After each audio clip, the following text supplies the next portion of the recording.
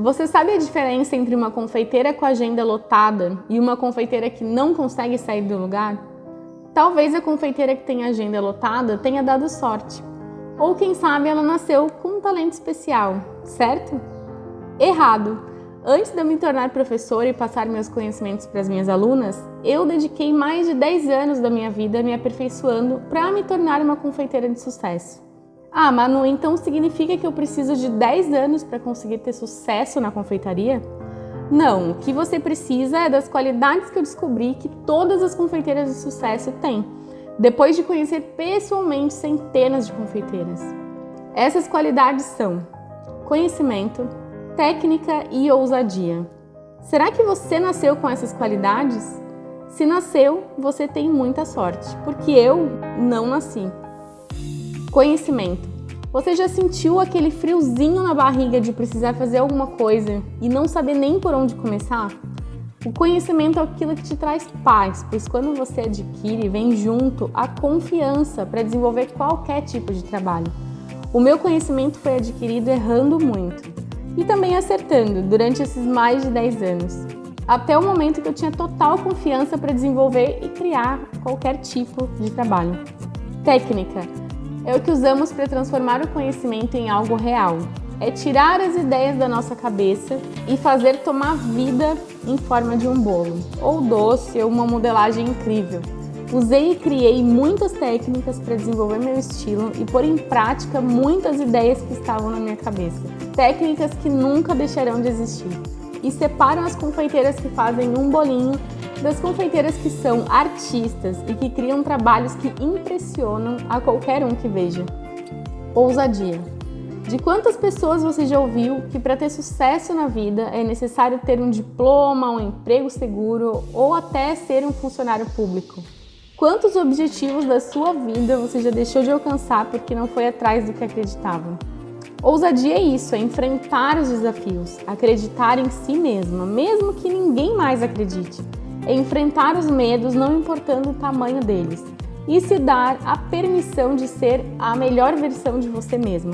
Com muita ousadia, eu tive que enfrentar os meus medos, acreditar na minha capacidade, ouvir de muitas pessoas que eu deveria desistir e, mesmo assim, desenvolver uma identidade e finalmente chegar no sucesso.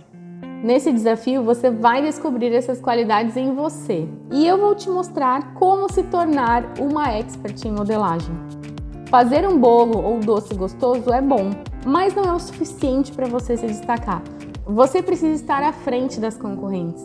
Demonstrar que o que você tem a oferecer é diferente, é único, é algo que as pessoas vão querer que faça parte dos momentos mais especiais das suas famílias. E nesse momento iniciamos o seu novo dia na confeitaria. Hora de atingir uma nova fase.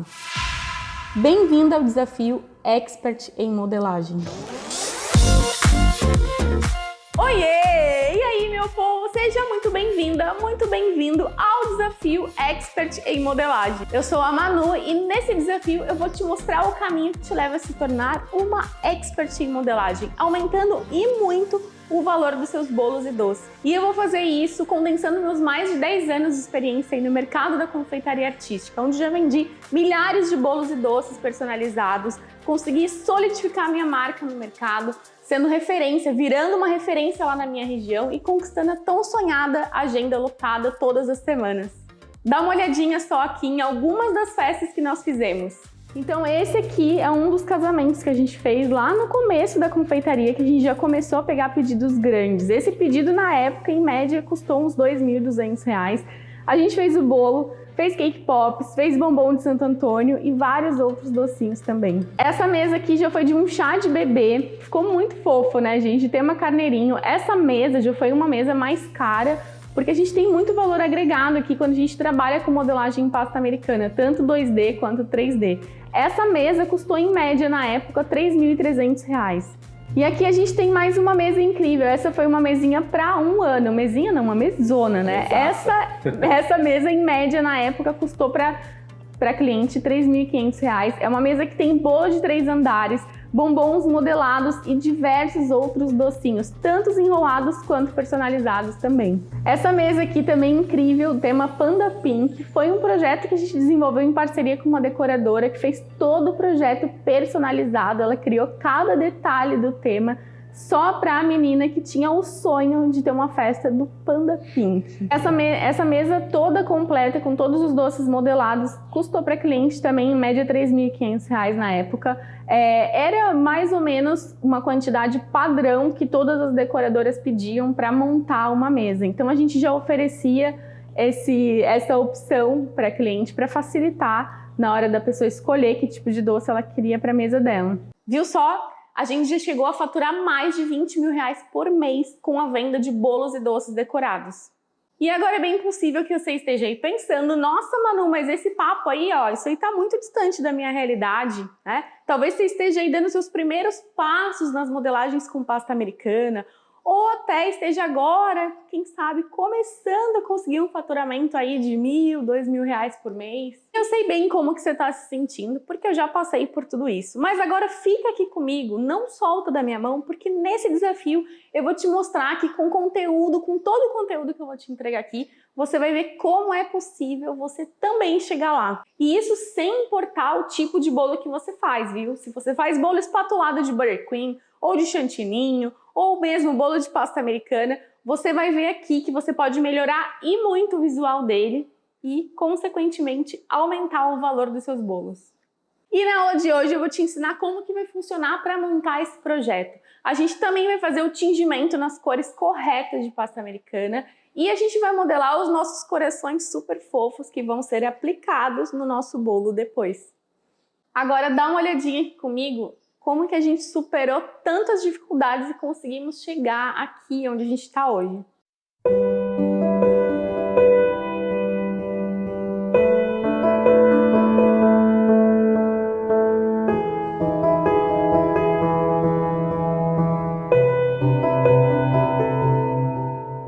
Depois de muitos anos dando muitos cursos, muitas consultorias, mentorias, eu cheguei à conclusão que a minha história é muito igual à sua que está aí do outro lado e de 90% das confeiteiras, pelo menos das que estão começando.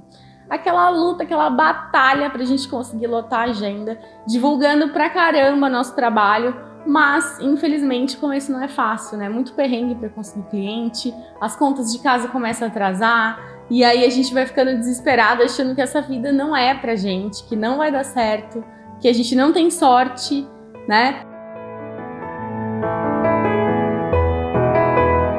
Eu trabalhava numa loja de shopping, numa loja de roupa.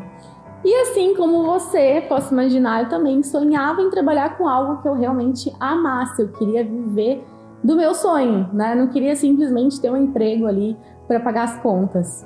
E aí foi nessa época que eu estava trabalhando no shopping que eu tive o meu primeiro encontro com a confeitaria. Nessa época tiveram alguns booms aí de quiosques em shoppings, eu não sei se você vai lembrar disso, se é da sua época, mas apareceram várias lojas de shopping, aqueles quiosques com aqueles cupcakes super trabalhados no visual, e eu me apaixonei à primeira vista por eles. E eu lembro de chegar em casa, assim, com aquela caixinha com 2, super feliz, né, achando que eu ia arrasar. Aquela baita apresentação. E nem ele gostava dos cupcakes. Mas eu ficava muito frustrada e eu continuava indo lá comer, porque eu não me conformava que aquilo não fosse parece gostoso. Que isso não é verdade, esse negócio tão bonito, a caixinha tão legal. Aí você come aquele negócio empapoçado, seco. A esperança é que eu tivesse escolhido o sabor errado. Vamos tentar de novo, vou comprar outra. E aí a coisa foi indo, e aí eu resolvi que eu ia testar e eu ia dar um jeito de fazer um cupcake bonito e gostoso. Essa era a minha meta de vida naquele momento.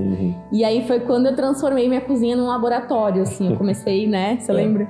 Era piração, porque era todos os momentos que eu tinha uma folga do meu emprego, eu ia pra cozinha e fazia massas, testava, e aí tirava um ingrediente, colocava outro e testava. Aí chegou numa baita receita maravilhosa de cupcake, ele era molhadinho, pô, mega saboroso. Na verdade, a receita que a gente usa até hoje. Até hoje, quando vai fazer um cupcake ou até o bolo de chocolate, essa receita que ela é muito incrível. Para alguns bolos a gente usa ela ainda, né? Não para todos, mas é uma receita assim que eu sou apaixonada, assim, e quem come se apaixona também. E foi aí que você começou a vender lá na loja. Sim, aí eu levei uma vez pra minha faculdade, né? Para as minhas colegas experimentarem. Tem a faculdade e na loja também depois. Eu estudava, né? De noite, trabalhava o dia todo. E aí levei num potinho de plástico, assim, não tinha nem tampa, né? Coloquei um plástico filme por cima e levei. E aí as minhas colegas ficaram chocadas. Elas, meu Deus, mas isso aqui, você precisa vender esses cupcakes. E eu super tímida, assim, né? Não, como assim, né? Vou vender. Ainda não acreditava no potencial. Timidinha, assim, né? E aí eu comecei a me empolgar, porque eu sempre tive um lado empreendedor muito forte. Então, quando elas começaram a me falar, aquilo acendeu uma luz na minha cabeça, assim, tipo, pode ser que isso realmente seja uma coisa legal, né?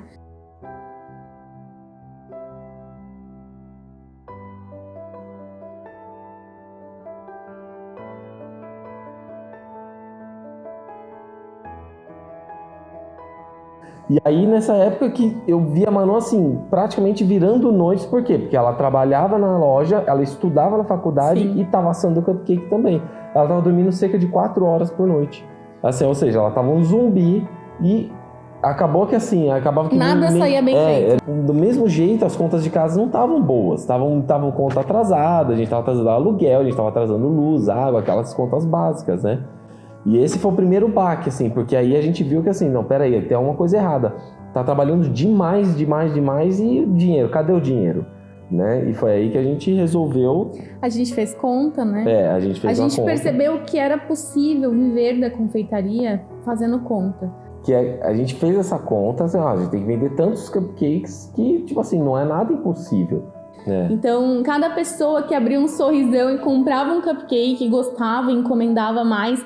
Aquilo já ia subindo, né? Aquele calor assim, tipo, você fala, Deus, isso é possível. Eu tô fazendo algo bom aqui, né? Você fala, opa, tem algo de certo aqui no que eu tô fazendo. Exatamente. E na época não tinha tanto esse recurso de redes sociais igual tem hoje, né? Se fosse hoje, eu tenho certeza que eu teria conseguido um resultado muito mais rápido. Com certeza. Só com os contatinhos mais próximos ali, você já agitava e já conseguia um resultado papum. E começa a vender pro pessoal.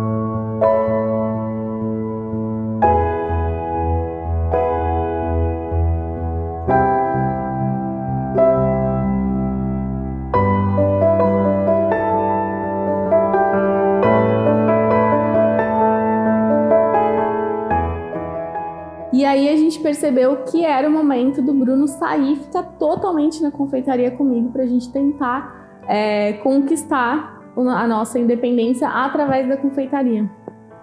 E aí, nesse momento, foi o que a gente passou o maior aperto da nossa vida.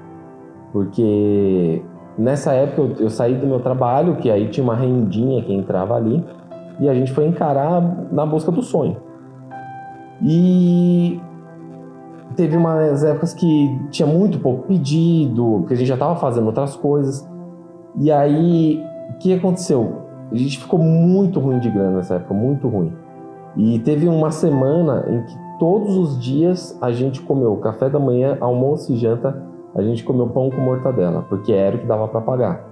Né? Graças a Deus não chegamos a passar fome, até porque a gente tinha os nossos pais para uma situação mais pesada dessa, mas a gente passou muito aperto e qualquer sobrinha de dinheiro que tinha era para pôr gasolina no carro, comprar matéria-prima para continuar a roda ali fazendo os pedidos e pôr gasolina e consertar o carro, que ele estava dando prejuízo toda semana. Toda semana encostava o carro no mecânico, era um carro bem velho. E a gente não queria pedir ajuda para os pais, né? A gente sempre pensou assim, que se a gente fosse pedir ajuda, a gente abria a nossa situação para que qualquer um deles se intrometesse. E às vezes até por querer nos proteger, privasse a gente de passar esse perrengue para conquistar o nosso sonho, né? Então a gente achou melhor aguentar no osso e esperar para ver o que ia acontecer. Porque eles iam fazer de tudo pra gente arranjar emprego. Sim. Que não era o nosso sonho, né? A gente escolheu correr o risco e a gente escolheu passar o perrengue porque a gente tinha certeza que a gente ainda ia viver nosso sonho.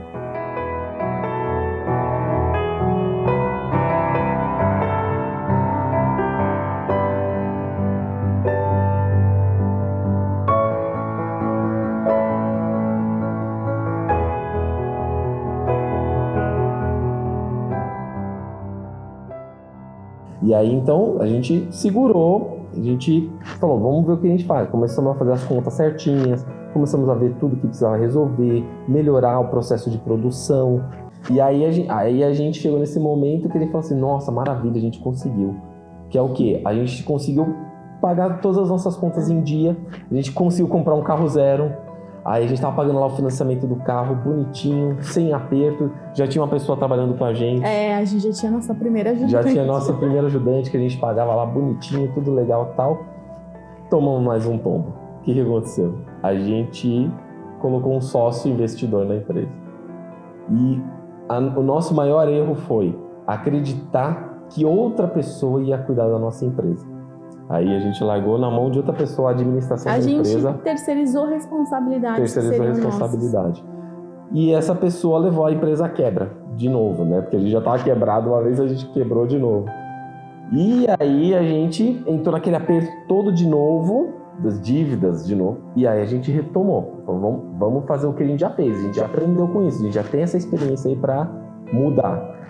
E a gente retomou, né? Sim. A gente falou, agora as experiências que a gente já aprendeu de contas, de produção... Tudo que a gente fugia, assim, que a gente achava que não era nossa responsabilidade, quando essa pessoa entrou para trabalhar com a gente resolveu que a gente ia sentar e encarar todos os números de frente, todos os processos e tomar as decisões corretas para voltar para o rumo certo.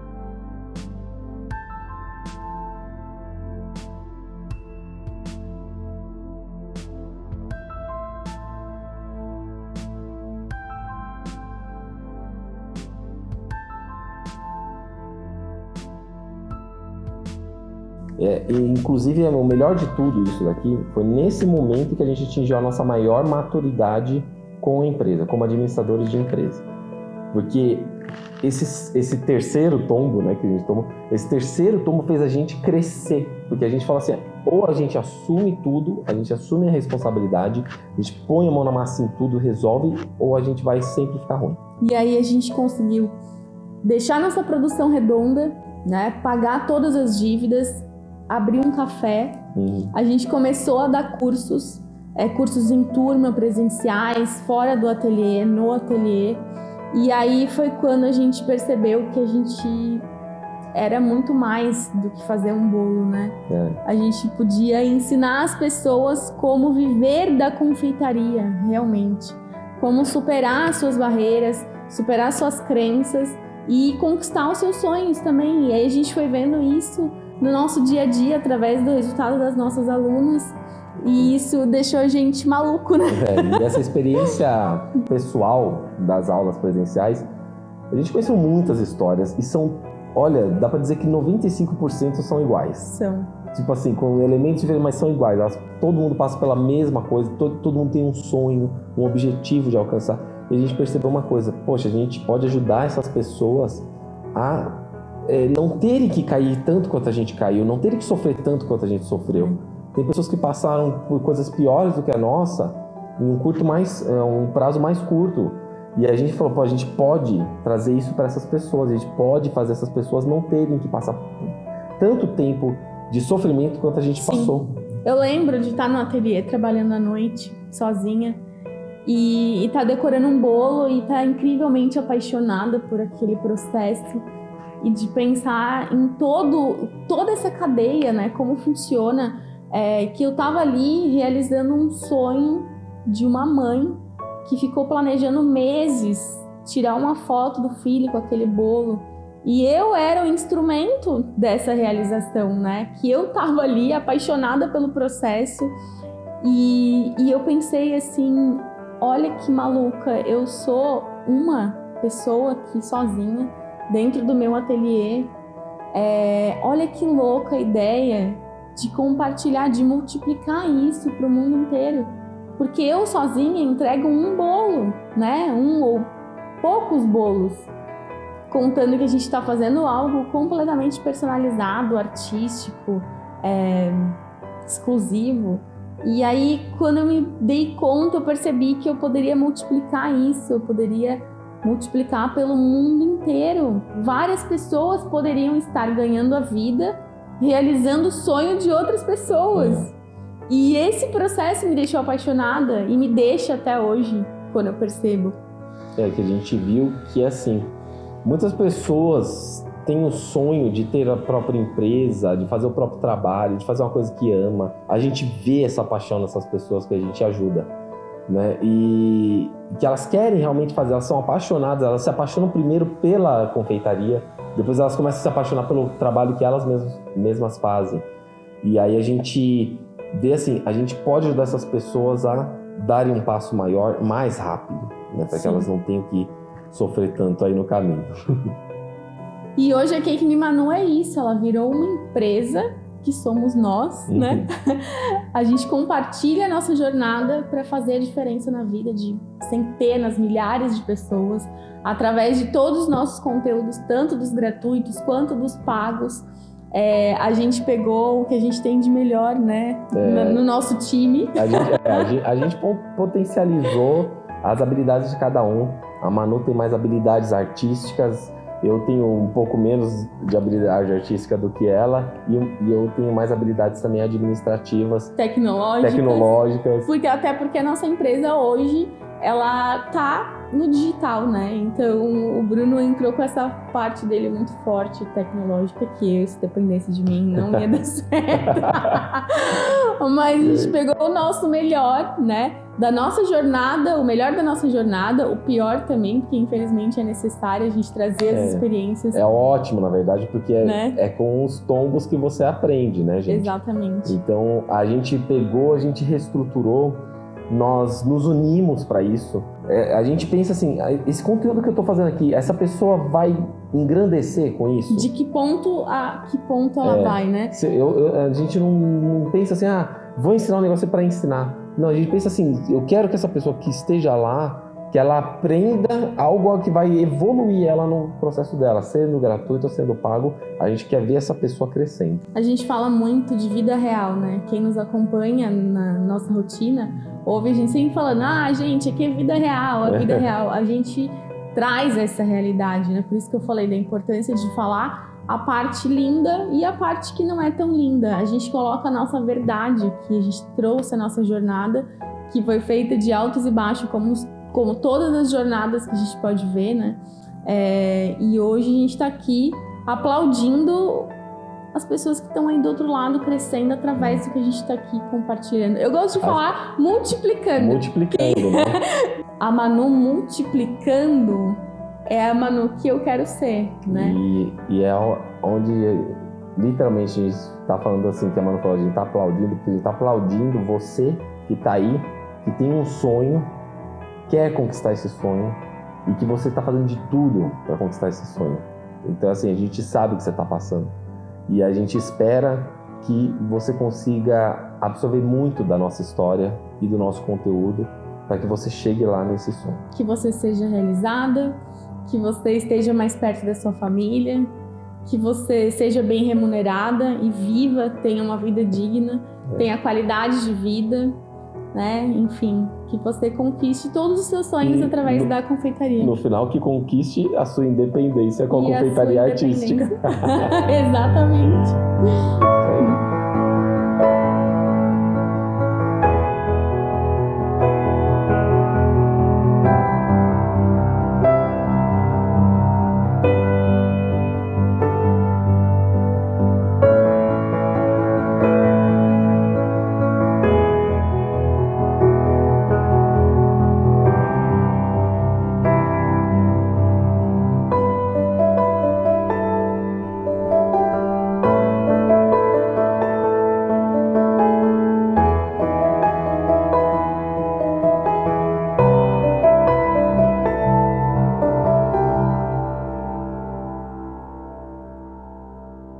E aí, o que você achou da nossa história?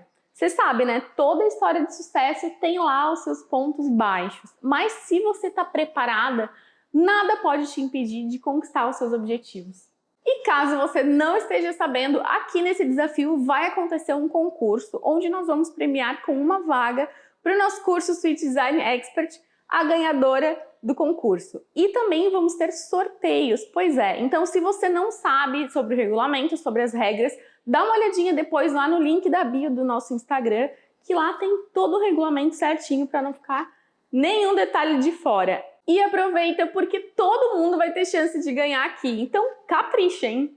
Bom, e agora a gente vai falar da parte gostosa desse trabalho todo, que é a parte de fazer o planejamento do nosso projeto do bolo. O nosso bolo de Natal tem aí algumas opções que eu passei para vocês, que pode ser feito com bolo fake, 100% fake, bolo verdadeiro ou com panetone. E agora eu vou explicar as 3 versões, como que vocês podem fazer esse trabalho aí do outro lado, tá? Só quero deixar bem claro que eu não vou desclassificar ninguém por escolher um dos 3, tá? Qualquer um tá participando, porque o que eu vou levar em consideração é a harmonia total do projeto e a pessoa que colocou mais técnicas em prática. Claro que não adianta fazer só as modelagens num bolo completamente diferente aí, né? Aí eu não tenho como colocar vantagem para quem fizer isso. E também não adianta incluir elementos que eu não ensinei, porque isso não vai ajudar alguém a se classificar, certo? Então, mesmo que vocês não façam, por exemplo, o bolo inteiro de escama, fez até uma parte. Por exemplo, quem quer fazer com panetone, não quer fazer tudo de escama até embaixo, quer fazer em cima, não tem problema. Se eu vi que a pessoa entendeu como que faz a aplicação, fez bem feita e fez uma modelagem incrível, tá super dentro da proposta, tá? Então vamos lá que eu vou falar agora das 3 opções aqui. Eu vou começar explicando sobre bolo fake. Quem vai fazer com isopor mesmo, tá? Eu vou falar do isopor comestível já já. Então eu vou pegar aqui minha caneta e vou trazer aqui para mostrar em desenho para vocês. O formato do bolo, como vocês já viram esse bolo, né, em vídeos, em fotos, ele tem esse formato meio cônico, assim, tá?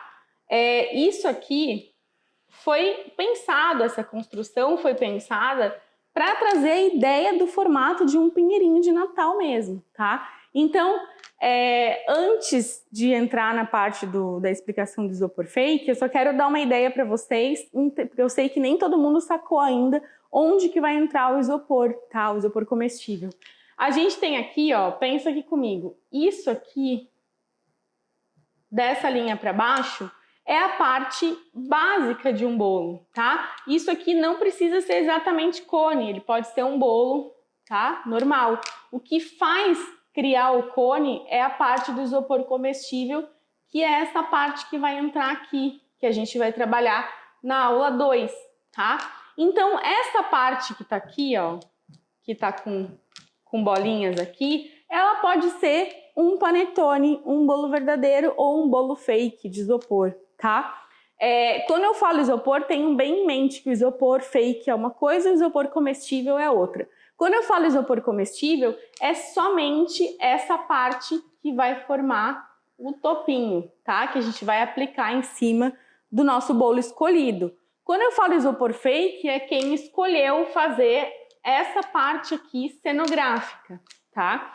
Então vamos lá, quem escolheu fazer o bolo todo cenográfico vai trazer aqui, ó, um bolo de isopor, que pode ser de 10 ou de 15 de diâmetro, não tem problema, ou qualquer medida intermediária entre essas. Não aconselho bolos maiores de 15, tá? Porque vai ficar muito cansativo para vocês fazerem esse processo todo, contando que aquelas escamas, aquelas pétalas, quanto maior o bolo, mais pétalas precisa ser aplicado. Então, eu prefiro que seja menor para que vocês consigam fazer um trabalho mais enxuto, certo? E até porque esses bolos muito diferentões, muito artísticos, eles são mais comerciais quando eles são em tamanhos menores, tá? Então, aqui, a pessoa pode escolher o diâmetro do bolo, entre essas medidas que eu falei, ter o cuidado de trabalhar aqui, ó, com uma base de tabuleiro de MDF, ou escolha um prato da sua escolha que você tem em casa, que dá para trabalhar com ele, tá? Não precisa fazer para o desafio no tabuleiro, se não tem tabuleiro, faz no prato mesmo. Só toma cuidado para manusear isso enquanto estiver trabalhando com ele, porque se tiver numa superfície muito mole, pode ficar ruim de manusear. Essas modelagens que vão ficar aqui, elas são pesadinhas, a gente tem um topo aqui, então tomem cuidado. Quem vai fazer com bolo fake, ou verdadeiro, ou panetone, ou seja, qualquer um dos 3, precisa fixar esse bolo numa base para poder conseguir o trabalho, tá? Então, isso é regra para todos, fixar os bolos ou panetone numa base, tomando cuidado de deixar um espaço para aplicar essa modelagem, tá? No bolo que eu fiz para o desafio, eu colei ele um pouco mais para trás do tabuleiro, tá? Deixando um limite de respiro atrás para não ficar muito na borda, mas deixei um espaço na frente para eu conseguir trabalhar o cenário do Papai Noel com a rena, certo? Então vamos lá, quem vai fazer o bolo fake vai colar o isopor num prato ou numa base, pode colar com chocolate fracionado, com um cimentinho que eu já ensinei, que é a pasta americana com água, faz a melequinha e cola, ou com glucose, tá? Não tem problema. Pode colar a base aqui, para depois, na aula 2, a gente fazer o aplique aqui do topinho de isopor, tá? Antes da gente fazer finalização. Agora vamos falar da opção 2, que é em bolo verdadeiro. Quem vai fazer bolo verdadeiro? Vou falar algumas objeções, algumas dúvidas que surgiram aí, né? Quem faz bolo de buttercream ou de chantininho, como que vai fazer para fazer a construção desse bolo verdadeiro? Aqui, vocês vão montar o bolo verdadeiro, pode montar fora da base e trazer para cá, tá? Monta num disquinho de isopor, monta o bolo no acetato, tá? Até porque quem vai se arriscar a fazer com bolo verdadeiro é porque já faz algum bolo, tá? Massa pode ser qualquer uma massa, certo?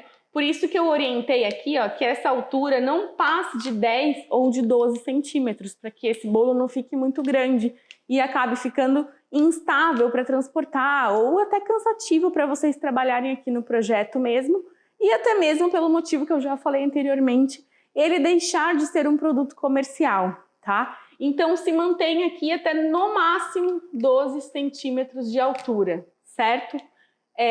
O ideal é 10.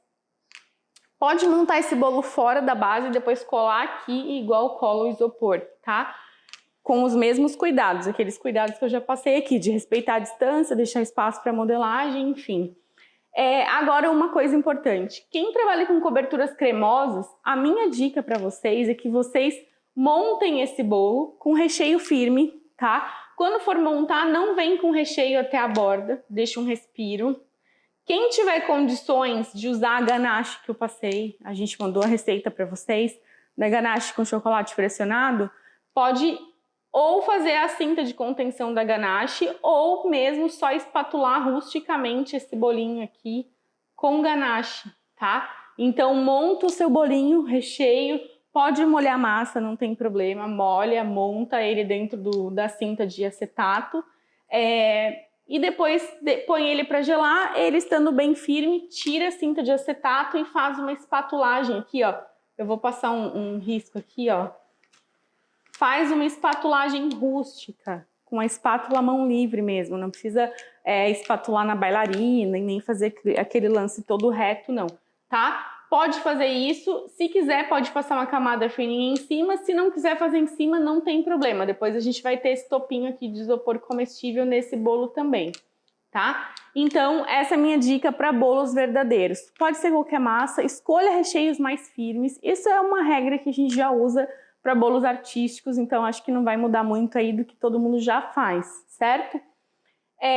Só uma dica aí para quem for comercializar esse bolo em verdadeiro, escolha sempre um cardápio enxuto, principalmente em datas comemorativas, como o Natal agora. Deixa lá 3 opções no máximo para o seu cliente.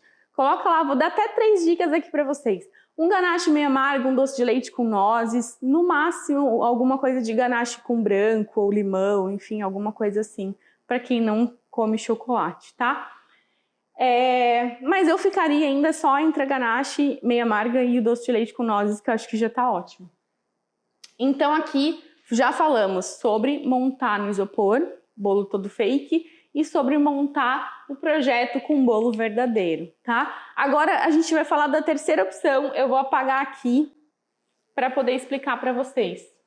Bom, e agora a gente vai falar da opção panetone, tá? E aí eu vou dar 2 ideias aqui e vou falar qual que é a minha preferida e por que é minha preferida. Eu vou começar com a opção 1, que seria pegar um panetone e virar de cabeça para baixo. O panetone, mais ou menos, ele vem assim, né? Ele tem aqui, ó, uma parte mais gordinha. E aí, qual seria a minha ideia? fazer a furação ao contrário, tirar o papel desse panetone, fazer uma furação aqui para incluir o recheio, né? Se for um trufado, um doce de leite, enfim, não sei. Fecha essa tampinha, tá? E cola ele na base, igual eu falei pro bolo, tá? E aí depois a gente vai fazer a aplicação do topinho aqui também com o isopor comestível. É claro que aí vai ser proporcional ao tamanho do panetone, igual seria, né? E vai ser em algum bolo. Não necessariamente precisa cortar esse excesso aqui. Se você achar que tá muito excesso, pode passar a faquinha e deixar mais alinhado isso daqui, tá? Essa é uma das opções para quem quer trabalhar escama no bolo inteiro, ou pétala, né? Não sei como que eu chamo. Quem quer trabalhar pétala no bolo inteiro, pode fazer assim, tá? E aí depois a montagem é igual como se fosse no bolo. Agora eu vou apagar aqui e vou mostrar a outra opção. Vamos lá? E agora a segunda opção para fazer com panetone. Não muda nada em relação à base, tá? Então a gente vai precisar de uma base também, uma base bem firme para a gente trabalhar. E aí vai colocar lá o seu panetone bonitão. Nossa, esse ficou grande, mas tudo bem. Ó, o seu panetone, aqui ele dá um formato mais gordinho, tá? E aí dá para deixar ele com um papel aqui. Essa é uma opção que pode ser que funcione para quem não quer fazer as pétalas no bolo inteiro. Aí a gente vai fazer um topinho aqui depois com o isopor comestível, tá? Vai rechear normal, né? Normalmente recheia até aqui, ó, tudo. Mantém o papel aqui, cola bem aqui embaixo, igual eu já ensinei lá no começo, para qualquer uma das opções precisa fixar bem, tá? Onde for trabalhar. E aí depois aplica as escamas até aqui, ó. Pode aplicar até dar uma caidinha aqui por cima desse papel, tá? E aí depois vai o laço aqui e a decoração aqui na frente. Eu gosto muito dessa ideia, acho bem interessante, porque acho que para quem vai comercializar o panetone, que é um produto que tem um valor menos valor agregado que um bolo, eu acho que talvez seja mais interessante para quem for comercializar. Quem fizer assim não vai ser desclassificado também, tá? Porque, lembrando, eu vou levar em consideração se aplicou corretamente todas as técnicas. Não vou levar em consideração se a pessoa não fez a repetição até aqui embaixo, tá? Porque pensa aqui comigo, se a pessoa fez a metade, mas fez um trabalho melhor do que uma pessoa que fez o bolo inteiro, não faz sentido eu dar o prêmio para quem fez o bolo inteiro mal feito, certo? Então, eu gosto muito dessa ideia aqui para quem for comercializar esses panetones. Inclusive, peguem todas as dicas, tá? Peguem todas as dicas, porque isso aqui é um produto muito legal para vender. Inclusive, se vocês não quiserem colocar essa modelagem, quiserem deixar o panetone com as pétalas e o laço, ou colocar uma outra modelagem também, mudar o tema aqui embaixo, colocar uma só o Papai Noel, um Papai Noel menor, enfim, dá para brincar muito, tá? Então, eu só queria dar esse apanhado aqui para que agora vocês se sintam mais seguras para continuar esse projeto aqui junto comigo e já pensa aí o que vai ser possível você fazer. Agora, bora lá, porque a gente precisa colocar a mão na pasta. Bom, então agora a gente vai começar pelo tingimento das pastas para a gente fazer o nosso projeto do bolo de Natal. Eu tenho aqui alguns corantes que eu separei. Corante em gel marrom, corante em gel rosa, amarelo, verde folha, o preto e o vermelho, certo? Para fazer o tom marfim, que é o tom do rostinho, né? O tom de pele que a gente está fazendo do nosso Papai Noel, a gente vai usar essas três cores aqui, o marrom, o rosa e o amarelo, certo? Só tomem cuidado com amarelos, porque algum vem amarelo gema e aí fica um tom meio estranho, tá? Então fiquem sempre no amarelo mais básico. Em relação às outras cores que a gente vai trabalhar aqui, o vermelho a gente vai usar para fazer a roupinha do Papai Noel e os corações. O preto é somente para pequenos detalhes, sapatinho do Papai Noel, os olhinhos, tanto do Papai Noel quanto da rena. E o verde entra bastante aqui, porque ele tem as folhinhas que vão na cabeça do Papai Noel e todas as pétalas ou escamas do bolo, certo? Sobre essas duas cores aqui, quem já tiver comprado a cor de pasta, sobre essas 3 cores, na verdade, quem já tiver comprado a pasta pronta, marrom, preto e vermelho, não precisa tingir a pasta, certo? Porque o marrom entra somente lá no chifrinho da rena, tá? Então a gente vai usar bem pouco marrom. O preto já falei e o vermelho também, tá? Mas eu vou mostrar aqui nas quantidades que a gente vai usar. Sobre o verde, o que acontece? Como o bolo, eu não sei se vocês todas repararam, mas o bolo é um degradê de verdes. E por que eu quis construir ele em degradê? Não só pela estética dele, por ser um trabalho mais artístico, mais bonito, com essa diferenciação de um tom para o outro, mas também pela praticidade dessa forma, né, dentro do nosso projeto. Por quê? Porque quando eu tô lá fazendo a construção desse trabalho, ó, o meu bolo tá aqui, eu começo a aplicar as pétalas aqui por baixo e vou subindo até o topo.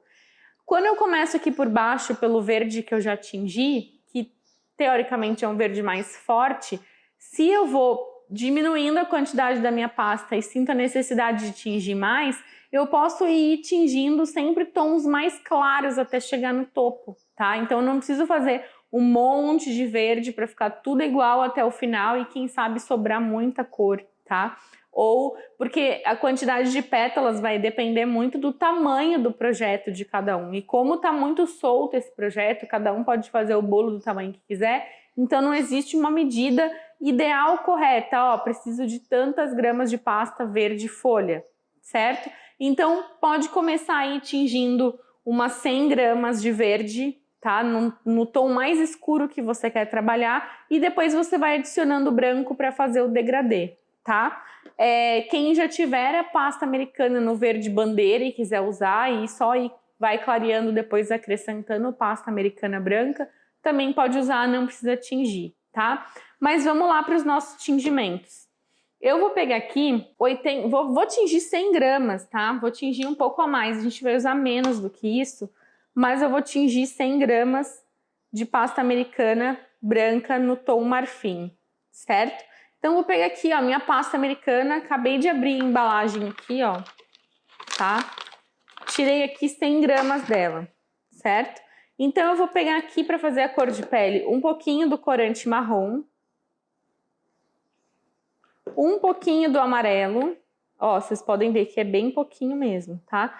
Como os corantes mudam muito de marca para marca, intensidade e pigmentação, então a gente sempre coloca bem pouquinho e vai misturando para ver que tom que vai revelar, tá? Não adianta querer criar uma fórmula secreta, mágica, porque não tem.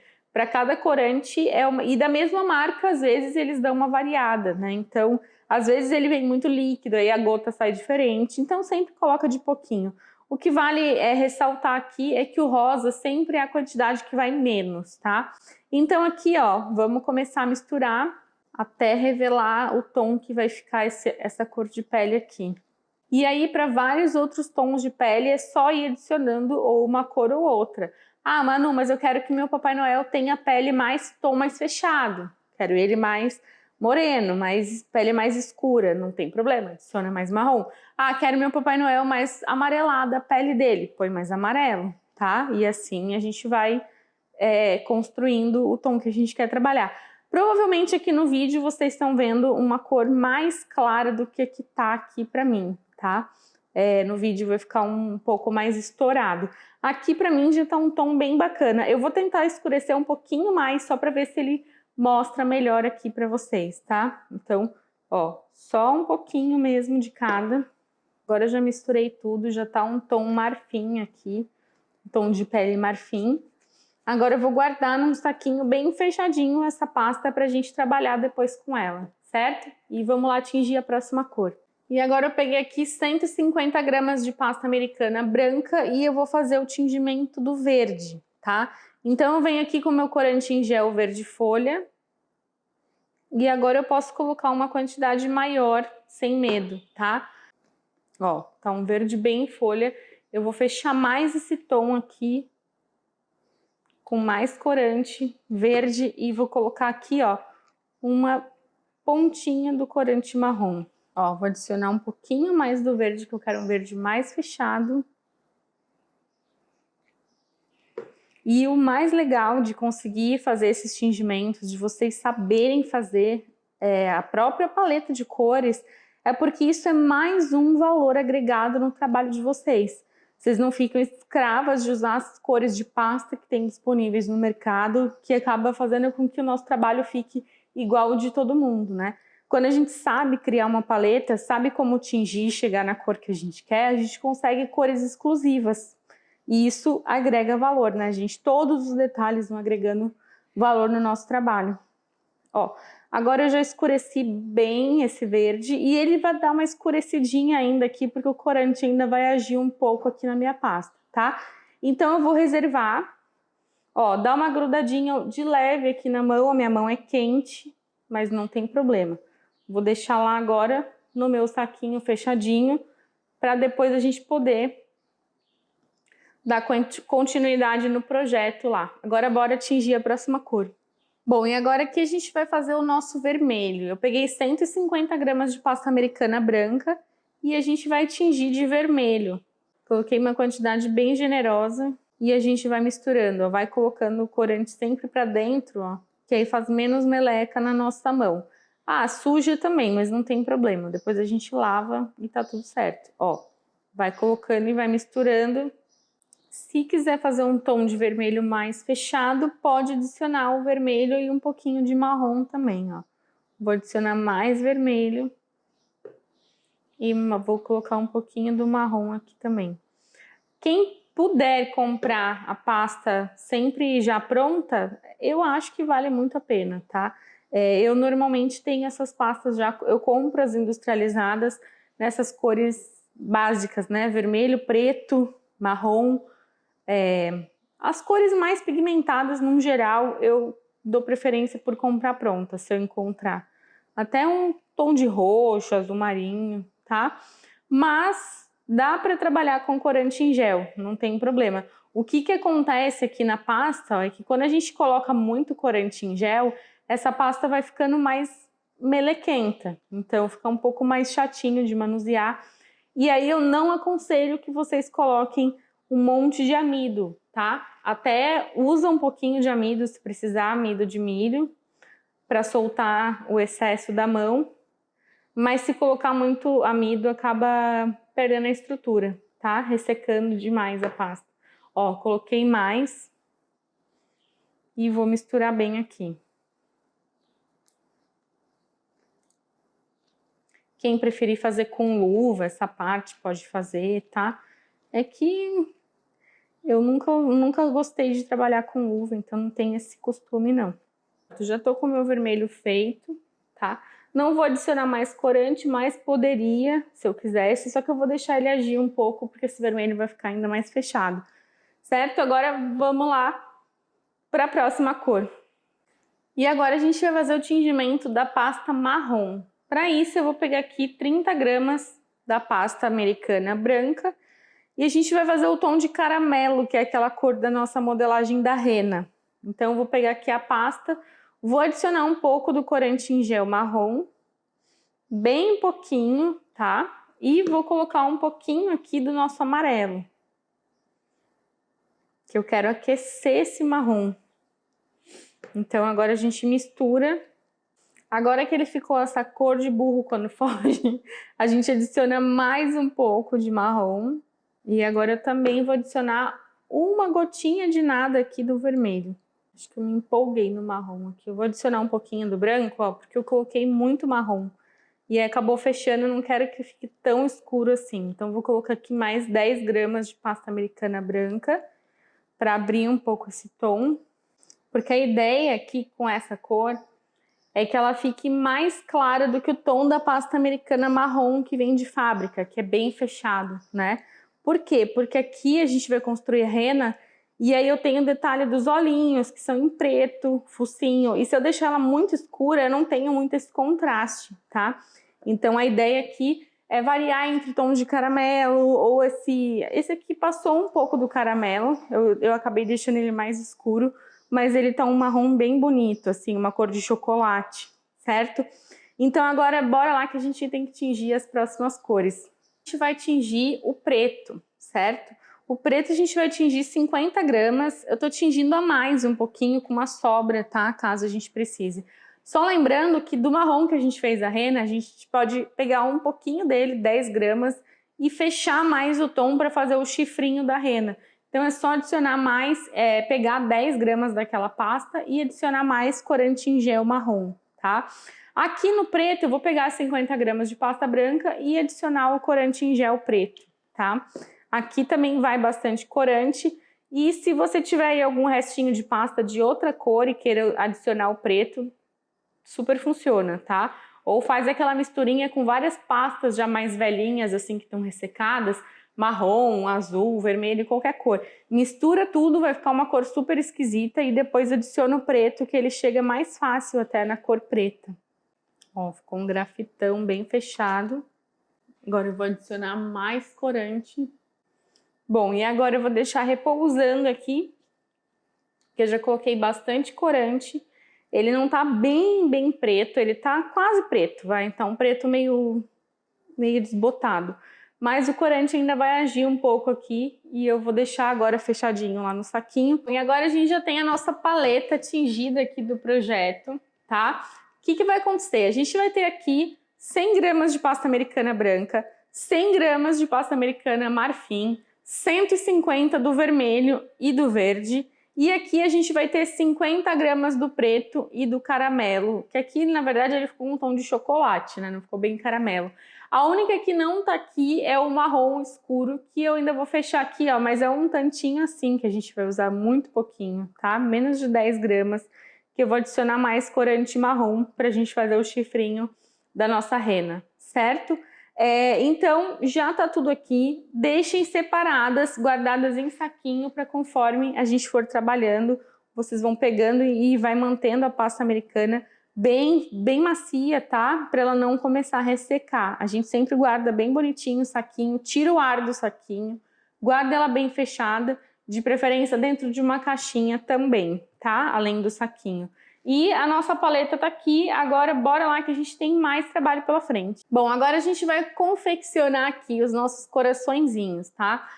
Pra trabalhar, para saber o tamanho certo desses corações, na verdade é proporcional ao tamanho do bolo. Eu já vou dar um ponto de partida aqui, que entre 0,5 e 1 grama, ele vai ficar bacana, tá? Eu ficaria entre 0,7, como esse aqui, tá? Acho que vai ficar muito legal, ó, 0,7, que vai ficar um tamanho fofo que funciona bem para aquela média de tamanho de bolo que eu passei para vocês, tá? Então aqui como que a gente vai trabalhar? A gente vai trabalhar com a pasta americana vermelha. Aqui entra o pó do CMC para a gente começar a deixar essas peças bem sequinhas para a gente aplicar depois lá no nosso bolo. E aí, gente, é importante respeitar todas as etapas do processo, porque como vocês já estão carecas de ouvir eu falar por aqui, que os detalhes que fazem toda a diferença, né, no nosso trabalho. E não é à toa que uma modelagem em cima de um bolo ou de um doce faz toda a diferença e faz com que os clientes realmente se apaixonem pelos trabalhos. Então, não adianta a gente só fazer de qualquer jeito, a gente tem que saber o que está fazendo, né? Focar no acabamento, fazer realmente valer a pena o trabalho que a gente está empregando aqui, tá? Então, ó, eu vou pegar aqui 0,7, vou dar uma chuchadinha lá no CMC, trago aqui na minha mão, misturei bem esse pó, agora eu vou fazer uma bolinha. Depois de fazer a bolinha, eu vou fazer uma coxinha, tá? Se achar que não rola aqui, traz aqui, ó. Faz com esse movimento de pinça aqui, ó, essa pontinha. E aí, o que vai acontecer? Leva lá na sua base, ó, ficou uma micro coxinha, né? Uma gotinha praticamente. Dá uma achatadinha de leve. Aí lá naquela parte gordinha de cima, a gente vai fazer um corte com a lâmina. Então vem aqui com a lâmina de estilete e entro lá no meio, ó. Fiz um corte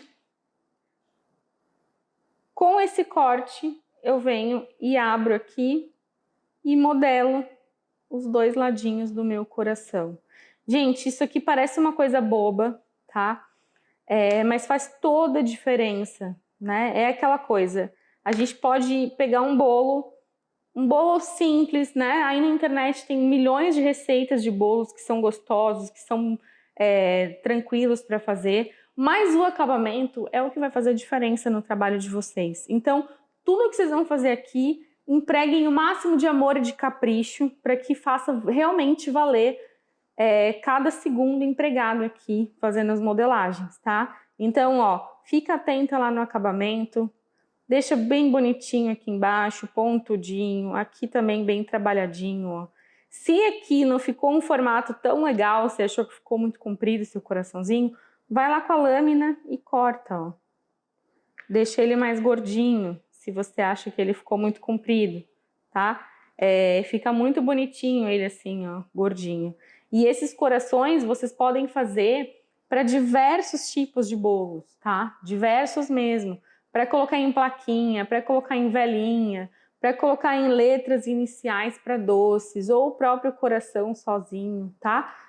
Então, inclusive, é uma dica para quem tá com restinhos de pasta e quer aproveitar, faça bolinhas e coraçõezinhos para guardar, porque sempre a gente vai ter onde usar, tá? Então, aqui, a gente vai precisar de mais ou menos, isso vai variar dependendo do tamanho do seu bolo, tá? Mais de 15 a 20 coraçõezinhos. Se for a louca do coração, que nem eu, talvez até um pouco mais. Mais de 15 a 20 vai super funcionar. Quem for fazer só em cima do panetone, não for fazer o bolo inteiro, aí acho que no máximo 10 já vai funcionar, tá? Mas vai treinando aí para conseguir fazer uns corações bem lindões, que faz toda a diferença lá no nosso bolo. E é isso aí, gente. Bora lá, que depois a gente tem mais. Vou continuar fazendo meus coraçõezinhos aqui. Bom, então agora meus coraçõezinhos já estão prontos, eles vão ficar aqui secando até amanhã para a gente continuar o nosso trabalho. Agora me fala se já não deu para perder aquele medinho que você tava aí de começar a colocar a mão na massa. Tudo é questão de ter a técnica certa, da maneira certa. E isso que eu ainda tenho muito mais para te ensinar. A gente está só começando o nosso desafio. A procura hoje em dia por produtos personalizados está cada vez mais alta e agora você vai ter na sua mão aí o poder, através de tudo que você vai aprender comigo, de se destacar no seu mercado, de ter algo que as suas concorrentes não têm, que é um produto diferenciado. E na aula de amanhã aqui do nosso Desafio Expert em Modelagem, a gente vai fazer juntas o isopor comestível, aquela técnica que tá todo mundo aí com a pulga atrás da orelha querendo saber como que faz. É amanhã, gente, na aula 2. E além do isopor comestível, amanhã a gente vai modelar a nossa rena fofíssima.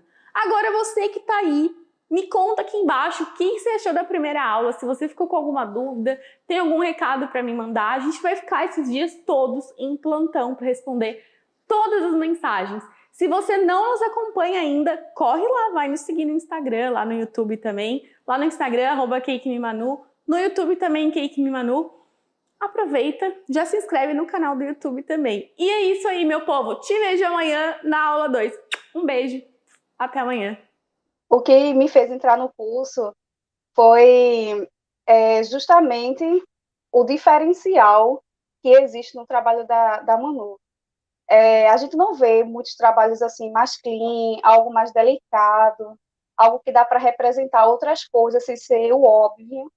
E isso que me fez despertar para fazer o curso. E eu não me arrependo de forma alguma. Se eu tivesse condições, eu pagaria até mais, porque vale muito a pena.